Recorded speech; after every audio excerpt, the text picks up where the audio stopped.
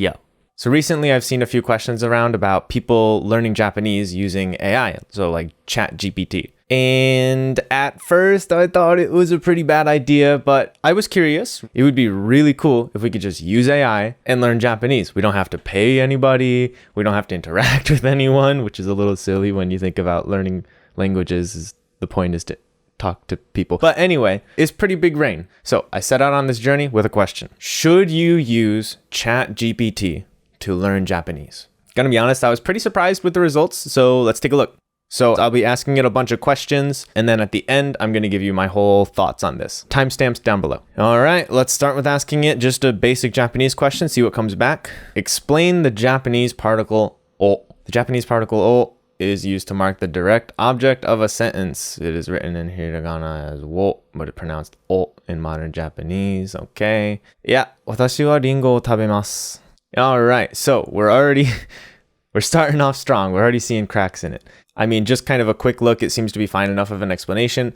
The main problem, which also kind of makes sense, is that this is, of course, textbook Japanese, but we kind of asked a textbook Japanese question. There's not many natural sentences you would say with wo, and that's fine.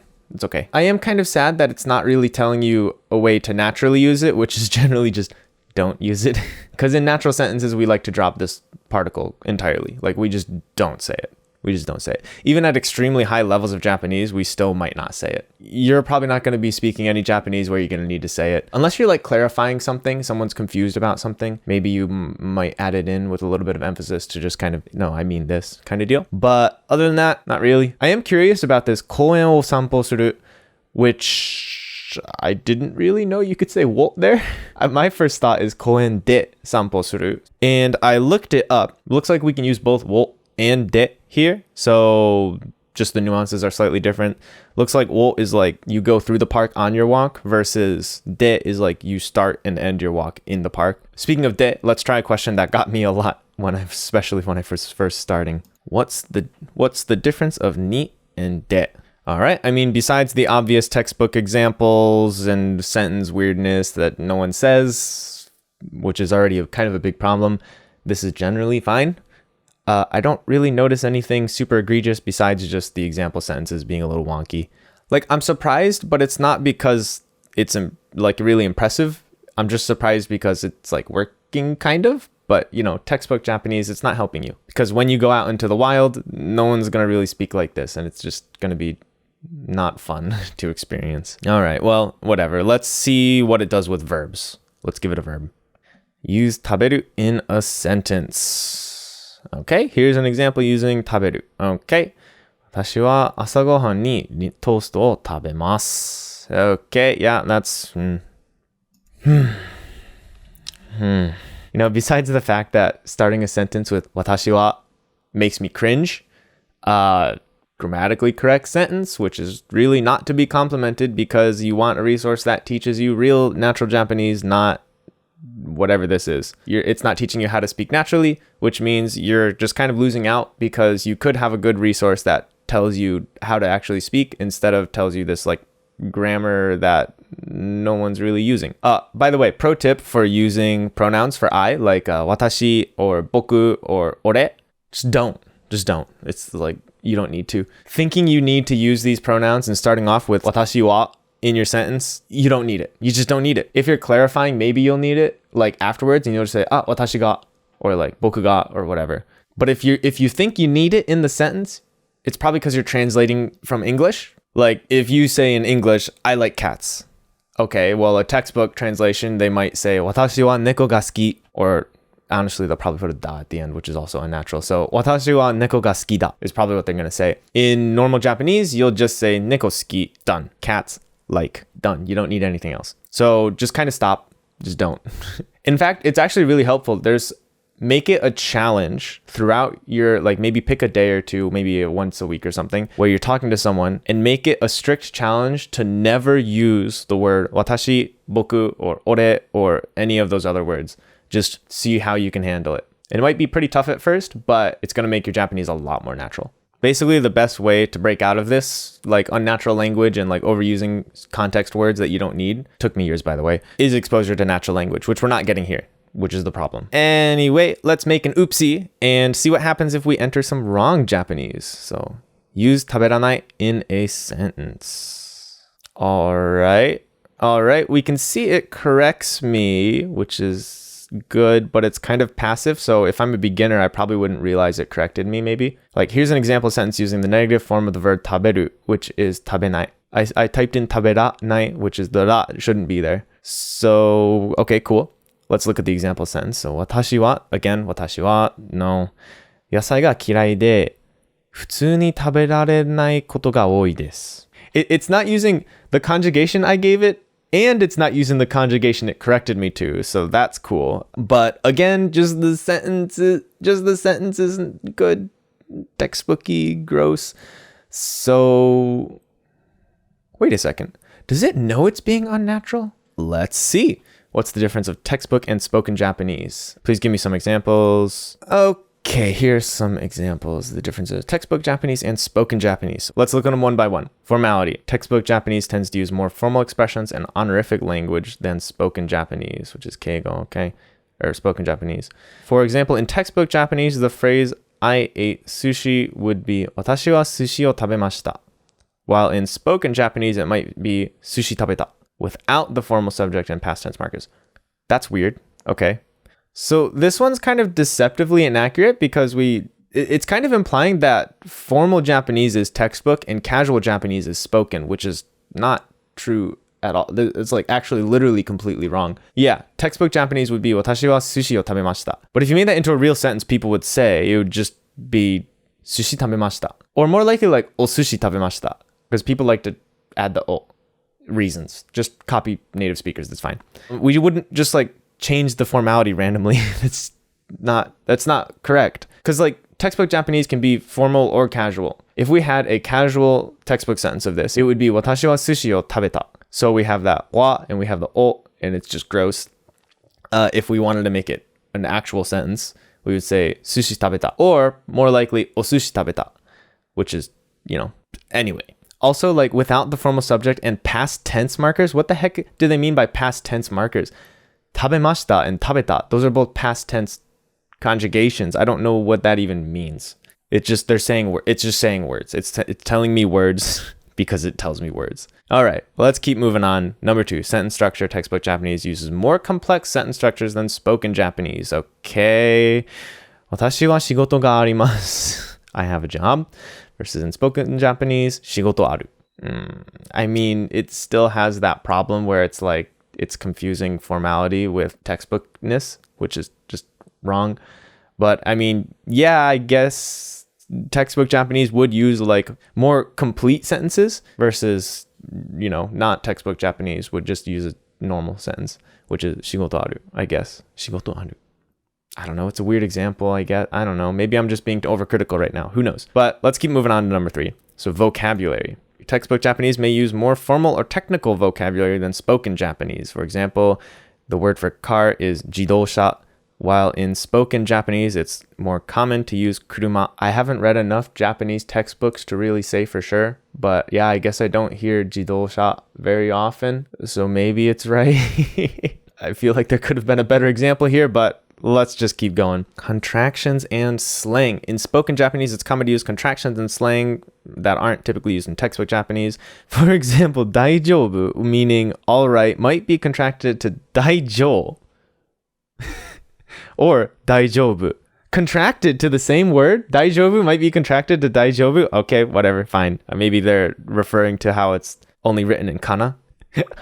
What? もう一回 meaning one more time, might be contracted もう一回.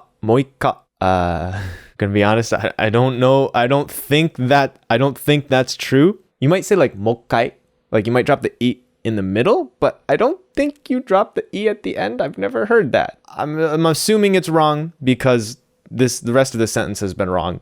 So again, using words, not ideas with this. We'll talk about that more later. Yeah, I've never heard these contractions once in my life. Yeah, we contract things for sure, but the examples are whack. Here's a real example. For me, 動画編集の仕事しています is the textbook, right? Actually, I guess maybe if you wanted to do really textbook, 私は動画, whatever. But the い in しています we just don't say it. That's a real contraction. So 動画編集の仕事してます. So してます, not しています. That's like an actual contraction. I don't know what these other ones are just, I think they're wrong. If they're not wrong, at least they're not used in any dialects I know of. So regional dialects. Japan has many regional dialects that differ in vocab, grammar, pronunciation. Differences can be noticeable. Spoken Japanese. Okay. Yep. First sentence is accurate. Japan does have regional dialects. People use them more generally when speaking. I actually know a few people who will speak more standard like Tokyo dialect or like the standard dialect when texting, but not when they're speaking. Also, neither of these are textbook Japanese, by the way, so it's kind of a weird whatever. I've also met people who use formal Japanese when they're texting. Of course, not textbook formal, normal formal. And then they speak with me casual, which is really interesting. I notice a lot of the older generations will also do this. It's kind of like how, like, if you have a 50-year-old, even now, they text with like a bunch of periods and it's like all these thoughts that are completely different from young people writing. It might be something like that, but I've also met someone my age who does that too. So there's more to be discovered. Anyway, these examples are not good. I won't pretend to know everything about Kansai dialect, but my understanding is that people do not use okini in place of arigato. Like a shopkeeper or someone working a shop might say that, versus like if we're just talking with our friends, they're just going to say arigato. You're not going to say okini. It's like, thanks for buying something, is my understanding. I could be wrong. Let me know in the comments. But I don't think that's the case. In looking at this Tohoku region one where they use deya instead of da or des, first off, da and des are not interchangeable, so that's already a problem of how it's described that way. But also, I don't know anything about the Tohoku region, so I'm not going to pretend to be an expert. Sus, but I'm not going to say one way or the other. In fact, actually, let's give us some examples of a dialect I do know. See how that goes. Okay, here's some examples of Hakata dialect. I'm in physical pain from reading this. Here we go. Number 1. I've never heard this. I feel like it might be Kansai dialect, but I'm not going to pretend like I know everything about Japanese, so maybe I just haven't met the people who say this. It feels really like Kansai dialect though, because they say honma instead of honto, but in Hakata, we don't say honma here, so it feels like super Kansai ben to me. Eka. This phrase means okay or is alright, used in Hakata dialect instead of the standard Japanese phrase, daijoubu desu ka? Daijoubu desu ka? No, that's also Kansai dialect. No, honey. Yeah, in Hakata dialect, we still use i. So, ika.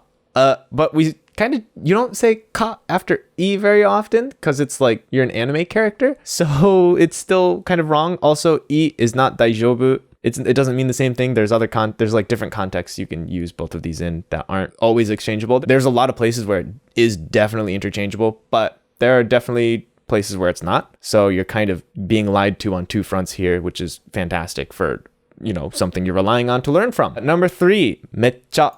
Meccha is not Hakata dialect. Oh my god. That's just like, it's kind of slangy. A lot of teenagers and young people will use meccha a lot more than like, say, middle-aged adults or whatever would use, older generations.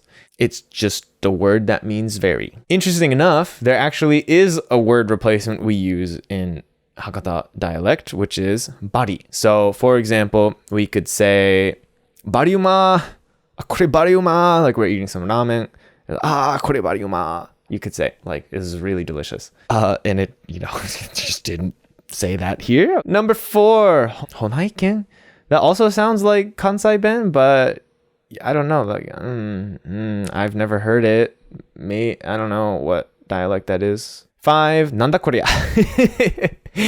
That's just Japanese. I don't know. It's kind of anime-ish. You might use that as like a tsukomi. So like a punchline or something, if someone says something, a bit more informal tone. No. This is like rude if you do it wrong. Like very rude. You don't. No. 6, tende means completely or not at all, and it's used instead of zenzen. Yeah, I feel like I've seen this word, but I don't think it's a dialect. I feel like I've seen this in like rizero. when I was reading the light novel or something, like, or like a newspaper. I'm putting a big sus on that one. All right. 7, menkoi. This means handsome or good looking, and is used instead of kakui. Isn't menkoi cute and also Hokkaido man? Yeah, like menkoi is literally not kakui. Isn't it kawaii? Isn't it cute? Like, I don't think that's correct. I don't live in Hokkaido though, but I know this is definitely not Hakata dialect, so we might be being lied to twice here. Cool. 8, choito. Choito. Choito. Sounds like, I don't know what the heck that sounds like. I feel like I've seen that before maybe, but it's not Hakata dialect at all. It's just language. Also, it's used instead of standard Japanese word skoshi. Yeah, skoshi. I don't know why they don't say chotto, because that's literally like what it's based on, but yeah, I don't know.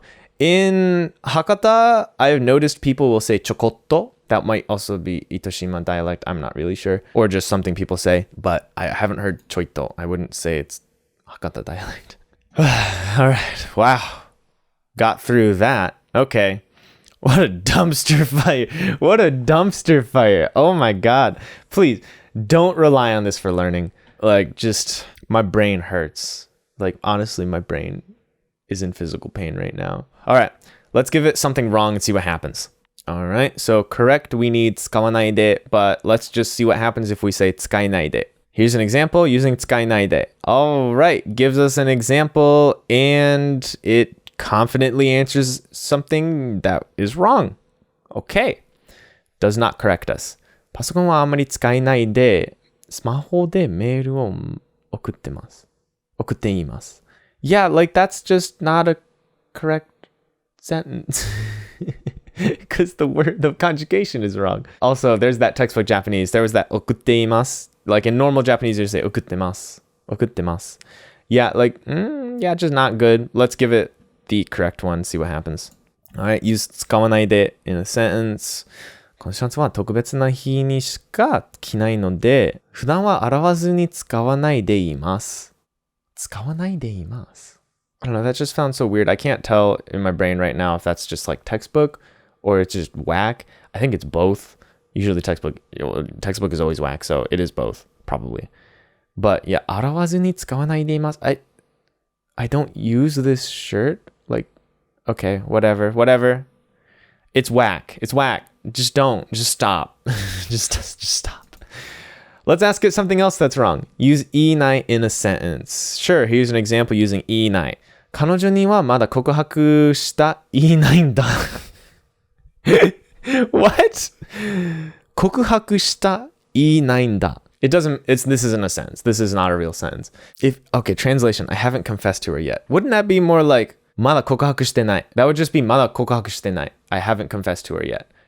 Notice 彼女に you don't need it. It's textbook. You don't need it. Also, 告白したいないんだ. Well, of course, it's going to be wrong. It doesn't know what to do because it's going to be wrong because that's not the correct word. Wait a second. Does it know it's wrong? Is いない a correct conjugation? I apologize for the mistake in my previous response. The correct negative conjugation of the verb 言う is 言わない. Okay, rather than いない. So the correct sentence using the negative conjugation of 言う is 彼女にはまだ告白した言わないんだ. And it's still confidently wrong. Yeah, you don't say した言う. 告白した言う? No, まだ告白してない. Well, you don't need 彼女に. You don't say 言わない after した. Like it just doesn't, it's wrong. Stop. Don't use this to study with. Just stop. Let's say I want to say 行きます, but I mess it up and I actually say an eat instead of the ki. So it becomes a different verb, 行う. Let's try. Let's see what happens. Okay, give me a natural sentence. Use it. All right. Also, I want natural sentences finally. So give me something. 明日会議を行います. We will hold a meeting tomorrow. Yeah, okay, that's fine, whatever. But 行います. So yeah, they're not using 行く, which is good, but let's say I'm a confused beginner and let me double check what the meaning is. I thought 言います means go. You are correct that 行います can mean to go in certain contexts, but its meaning can also vary depending on the context. 行います does not mean go. I'm pretty sure it doesn't mean go. Maybe. Okay. In the context of your original question, okonaimasu was used in the sense of to carry out or to perform, which is one of its other meanings. Yeah, it does mean to carry out or to perform. Yeah, like we're holding a meeting, we're carrying out a meeting. Yes. Okay. On the other hand, iku. Okay, so it's giving me the correct reading. Iku is used as a when iku is used as a verb. When iku is used as a verb, do you use iku as a noun? All right, we're just gonna. All right. It generally means to go or to travel. Sure, why not? To a specific destination. Okay. 明日友達と映画を見に行きます. If it's still remembering the natural sentence, then it didn't do a good job because you don't say o in the sentence. But 明日友達と映画見に行きます. 明日友達と映画見に行く. Yeah, I mean, you just drop the o and it'll probably be better. But in the sentence, it means to go or travel and the movie is being shown. Yeah, all right, fine. Overall, not fine, but fine. So yeah, basically, if I give it something wrong and then ask about it being wrong, it'll agree with me and tell me it was wrong, but it'll also elaborate with wrong information. So that's great. That's just fantastic. Wow. That was a lot. That was something, but we're done. If you want me to ask it more questions, I'd love to do part 2 for this because this was hilarious. It's nice to, kind of break down and teach some actual normal Japanese.